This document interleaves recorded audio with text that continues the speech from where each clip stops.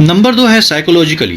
جب ہم child marriage کی بات کرتے ہیں تو ہمارے ذہن میں ایک ایسی چھوٹی بچی ہوتی ہے جس کو دنیا کا پتہ ہی نہیں ہوتا، جو اپنا اچھا برا نہیں جانتی، جو ایسی سہمی ہوئی معصوم بچی ہو جس کی زبردستی شادی کی جا رہی ہو، جو اپنے اوپر ہونے والے ظلم کو بتا بھی نہ سکے، کہہ بھی نہ سکے، نہ کچھ ٹھیک سے سمجھ سکتی ہو نہ سمجھا سکتی ہو. ایک ایسی چھوٹی سی بچی جس میں ذرا بھی سیلف کانفیڈنس نہ ہو، ایک خاموش سہمی ہوئی چھوٹی سی دنیا سے بے خبر بچی. پر جب ہم حضرت عائشہ رضی اللہ عنہا کو دیکھتے ہیں تو ہم اس کا بالکل الٹ پاتے ہیں. حضرت عائشہ میں ہم دیکھتے ہیں بھرپور کانفیڈنس. جب ان حدیثوں کا مطالعہ کرتے ہیں جن میں حضرت عائشہ کے نکاح کے بارے میں یا اس وقت کے بارے میں بات ہو رہی ہے تو حضرت عائشہ کا کانفیڈنس صاف نمایاں نظر آتا ہے.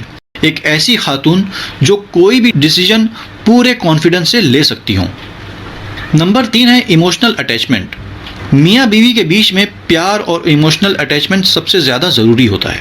اور جب ہم حضرت عائشہ رضی اللہ تعالی عنہا اور ان کا وہ لو، وہ پیار، وہ اٹیچمنٹ جو ان کو حضور سے تھا، وہ بھی خود انہی کی کہی ہوئی حدیثوں میں صاف نظر آتا ہے، صاف جھلکتا ہے. جس میں سے ایک حدیث بہت مشہور ہے کہ حضرت عائشہ فرماتی ہیں کہ عورتوں نے یوسف کو دیکھا علیہ الصلاۃ والسلام، جب ان کی خوبصورتی کو دیکھا تو اتنی بے خود ہو گئیں کہ پھل کی جگہ اپنے ہاتھوں کو کاٹ لیا اور ان کو پتہ بھی نہ چلا. اگر میرے محبوب کو دیکھ لیتی تو چھری اپنے دلوں پر چلا لیتی اور ان کو پتہ بھی نہیں چلتا. تو number 1 physical dimension, number 2 psychology اور نمبر 3 ایموشنل اٹیچمنٹ، یہ تینوں چیزوں میں ہم دیکھتے ہیں کہ نکاح بالکل پرفیکٹ تھا. اب آتے ہیں نمبر 4 پاور ڈائنامک پر. اس کو اس طرح سمجھتے ہیں کہ کیا حضرت عائشہ ایک ایسی بچی تھیں جن کو کچھ بولنے کی اجازت نہ ہو، جو اپنی رائے نہ رکھ سکتی ہوں، جو کسی بات پر اپنے شوہر جو کہ اللہ کے رسول بھی ہیں ان سے کسی بات پر مختلف رائے نہ رکھ سکتی ہوں، یا حضور صلی اللہ علیہ وسلم نے ان کو اتنا دبا کر رکھا ہو کہ بس میں جو بول دوں وہی کرنا ہے، اپنا دماغ لگانے کی ضرورت نہیں. مطلب کہ ایک ایسی خاتون جن کی اپنی کوئی پرسنالٹی نہ ہو، بس شوہر کی ہاں میں ہاں ملائے، جسے شوہر کے کسی بھی عمل پر ناراض ہونے کی اجازت نہ ہو. کیا ایسا ہی تھا؟ جواب ہے نہیں، بالکل بھی نہیں. بلکہ ہم ایک ایسی کانفیڈنٹ اور ایجوکیٹڈ خاتون کو دیکھتے ہیں جو اللہ کے رسول کی رائے سے مختلف رائے رکھتی بھی ہیں اور اس کا کھلے دل سے اظہار بھی کرتی ہیں. حضور صلی اللہ علیہ وسلم کی حدیث ہے کہ آپ صلی اللہ علیہ وسلم نے حضرت عائشہ سے فرمایا کہ اے عائشہ، کہ تم کب مجھ سے خوش رہتی ہو اور کب ناراض رہتی ہو میں پہچان لیتا ہوں. حضرت عائشہ نے کہا کہ وہ کیسے؟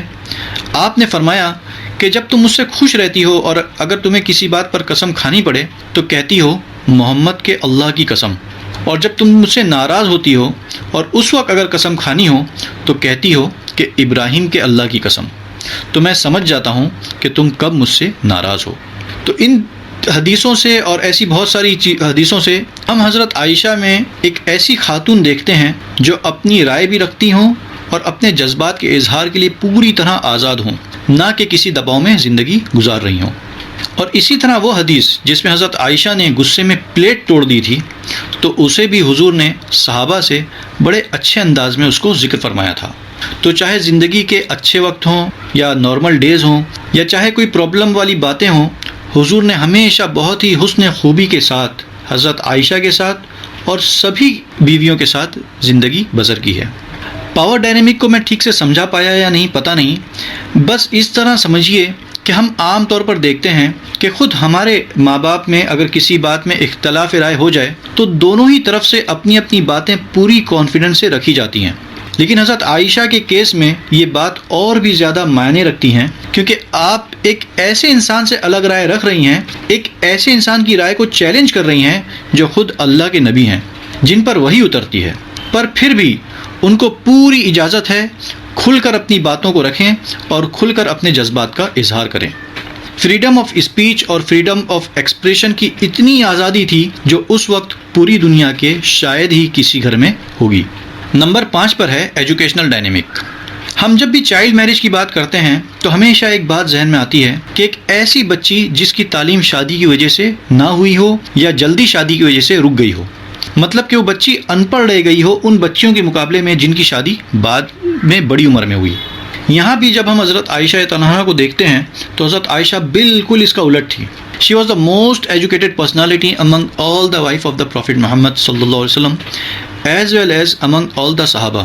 ساری حضور پاک صلی اللہ علیہ وسلم کی ساری بیویوں میں، ساری ازواج میں، سارے صحابہ میں سب سے زیادہ اگر کسی کے پاس علم تھا تو وہ حضرت عائشہ رضی اللہ عنہا۔ آج دنیا میں جو اسلام ہم تک پہنچا ہے، اس میں کا آدھا اسلام صرف حضرت عائشہ رضی اللہ عنہا کی وجہ سے پہنچا ہے۔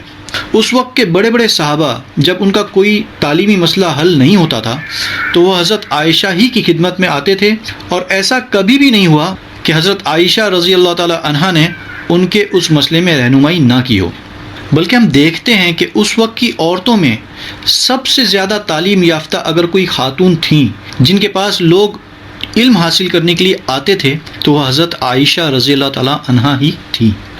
حضور کا حضرت عائشہ سے نکاح میں اللہ کی ایک یہ بہت بڑی حکمت تھی کہ اللہ نے عورتوں میں دین پہنچانے کے لیے وہ باتیں جو ایک عورت سے ہی پوچھ سکتی ہے، ان باتوں کو امت تک پہنچانے کے لیے ایک ایسی ہستی کو اللہ نے چنا جن کو کم عمری کے ہی زمانے سے حضور کی صحبت نصیب ہو، جنہوں نے حضور کو بہت قریب سے دیکھا ہو، اجتماعی اور انفرادی زندگی کو سمجھا ہو، چھوٹے سے چھوٹے مسائل سے واقف بھی ہوں اور ان کو یاد بھی رکھیں۔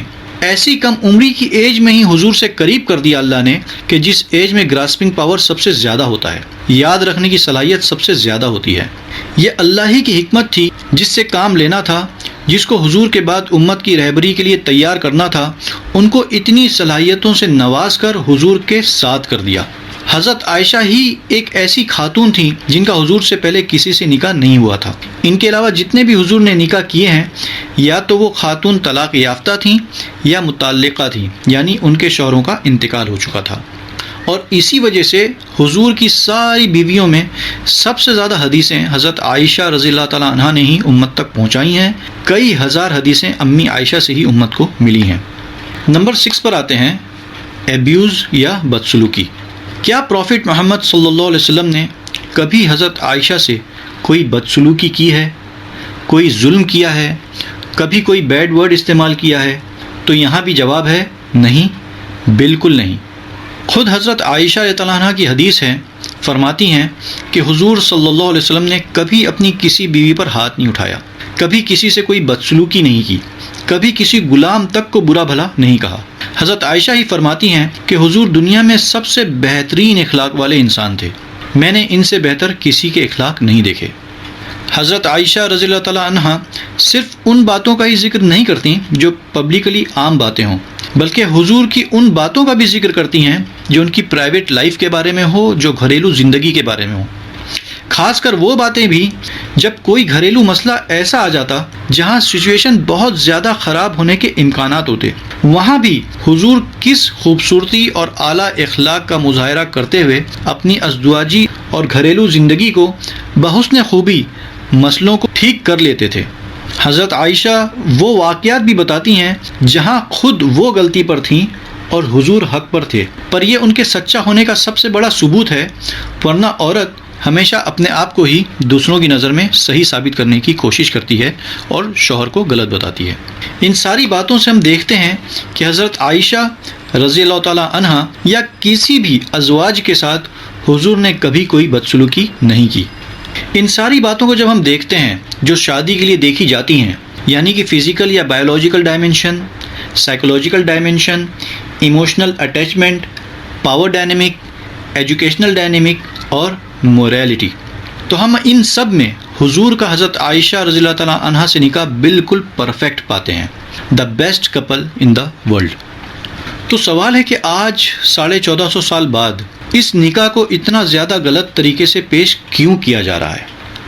جواب ہے اس لیے تاکہ اس کے ذریعے سے ایک مسلمان مرد کو ظالم، غصے والا، بیوی کو غلام بنا کر رکھنے والا، عورتوں کی عزت نہ کرنے والا ایک ایسا مرد بنا کر دنیا کے سامنے پیش کیا جائے، اور ایک مسلم عورت کو اپنے مردوں کے ہاتھوں مظلوم، ان پڑھ، گنوار، جس کی کوئی خود کی پرسنالٹی نہ ہو، جس کو کچھ بولنے کا اختیار نہ ہو، جو ہمیشہ منہ بند کر کے اپنے شوہر کے ظلم کو سہتی رہے، ایسی عورت بنا کر دنیا کے سامنے پیش کیا جائے۔ اور یہ الزامات لگانے والے اپنے آپ کو ہیومینٹی کا چیمپئن بنا کر پیش کرتے ہیں کہ ہم تم کو تمہارے ان ظالم شوہروں سے نجات دلائیں گے۔ ان کا مقصد صرف مسلم سوسائٹی کو جھوٹے الزامات لگا کر بدنام کرنا اور یہ ثابت کرنے کی کوشش کرنا کہ اسلام جیسی دقیانوسی تعلیم بالکل بھی پریکٹیکل نہیں ہے۔ ان اسلام کے دشمنوں کا اصل مقصد لوگوں کو اسلام سے روکنا ہے، اس کی سچی تعلیم سے دور رکھنا ہے، خاص کر مسلم عورتوں کو اسلام کے بارے میں شک و شبہات میں ڈالنا ہے۔ اور اس میں ہمارے ان مسلم بھائیوں اور بہنوں کا بھی قصور ہے جو خود اسلام کی صحیح تعلیم نہیں لیتے، خود تحقیق نہیں کرتے اور پھر ان لوگوں کی جھوٹی باتوں کو سچ مان لیتے ہیں۔ تو دوستو، امید کرتا ہوں کہ آپ سب کو ان تمام بڑے بڑے جھوٹے الزامات کا جواب مل گیا ہوگا جو حضور صلی اللہ علیہ وسلم کی مبارک ذات پر لگائے جاتے ہیں۔ میں جتنا بھی آپ کی شان میں کہوں، میں اس کا حق ادا نہیں کر سکتا۔ لوگوں نے زندگیاں لگا دی ہیں آپ کی زندگی کے ایک ایک رخ کو دنیا کے سامنے پیش کرنے کے لیے۔ پروفٹ محمد صلی اللہ علیہ وسلم کے بارے میں بہت سی بکس اویلیبل ہیں، جن میں سے ایک کتاب ہے سیرت النبی۔ یہ کتاب اردو میں اویلیبل ہے، جس کے ٹوٹل 7 پارٹس ہیں۔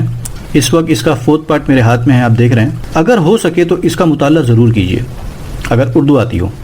اور اسی طرح انگلش میں عادل صلاحی کی بک محمد ہز کیریکٹر اینڈ کنڈکٹ، یہ بھی ایک بہترین بک ہے، اس سے بھی شروعات کر سکتے ہیں۔ اور سب سے بہترین بک جس میں حضور کا ذکر ہے وہ خود قرآن ہے۔ دوستوں، جب اللہ خود اپنے نبی کو رحمت للعالمین کا خطاب دے دیں، یعنی سارے عالم کے لیے رحمت، اس کے بعد کیا بات رہ جاتی ہے؟ یہ وہ مبارک ہستی ہے کہ جس نے اپنے دشمنوں کو بھی کبھی بد دعا نہیں دی۔ طائف والوں نے پتھر مار مار کر لہو لہان کر دیا، فرشتوں کو رونا آ گیا۔ جبرائیل جیسا فرشتہ پہاڑوں کے فرشتوں کے ساتھ آ گیا کہ اگر آپ حکم کر دو تو دونوں جانب کے پہاڑوں کو ملا دوں، ان سب کو بیچ میں کچل کے مار دیں۔ فرمایا نہیں، اگر یہ ایمان نہیں بھی لائے تو مجھے امید ہے کہ ان کی اولاد ضرور ایمان لائے گی۔ اور پھر ایسا ہی ہوا، ان کی ساری کی ساری اولادیں ایمان والی بنی۔ محمد بن قاسم اسی طائف کے تھے۔ تو اس رحم دل ہستی نے گالیاں سنی، پتھر کھائے، بے عزتیاں سہیں، پر کبھی بد دعا نہیں دی۔ جن مکہ والوں نے ظلم کر کر کے مکہ چھوڑنے پر مجبور کر دیا، جن مکہ والوں نے جان سے مارنے کی ہمیشہ کوشش کی، جن مکہ والوں نے کئی سال تک مکمل بائیکاٹ کر کے مسلمانوں کا دانا پانی تک بند کر دیا، اسی مکہ کو فتح کرنے کے بعد حضور نے کہا کہ آج تم سے کوئی بدلہ نہیں ہے۔ میں وہی کہتا ہوں جو یوسف نے اپنے بھائیوں سے کہا تھا کہ جاؤ، سب کو معاف کیا۔ ان اعلیٰ اخلاق کے بارے میں یہ بندہ کیا بیان کرے جس کے اعلیٰ اور عظیم اخلاق کو خالق خود بیان کرتا ہو۔ اللہ قرآن میں فرماتے ہیں کہ بے شک آپ کے اخلاق بہت عظیم ہیں، چیپٹر 68 ورس 4۔ آخر میں پھر سے اپنی بے بسی، بے کسی، بے وقتی اور نااہلی کے اظہار کے ساتھ اپنی بات کو حضور کی شان میں کہے ہوئے ایک بہترین شعر پر ختم کرتا ہوں اور آپ سے اجازت لیتا ہوں۔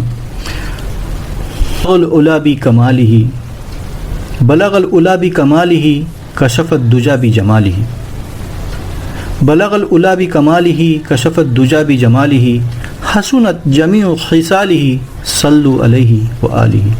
کہاں وہ عظیم مبارک ہستی اور کہاں یہ گناہ میں ڈوبا انسان۔ اے اللہ اپنے حبیب کے صدقے ساری انسانیت کو ہدایت عطا فرما اور ہم سب کی مغفرت فرما، آمین۔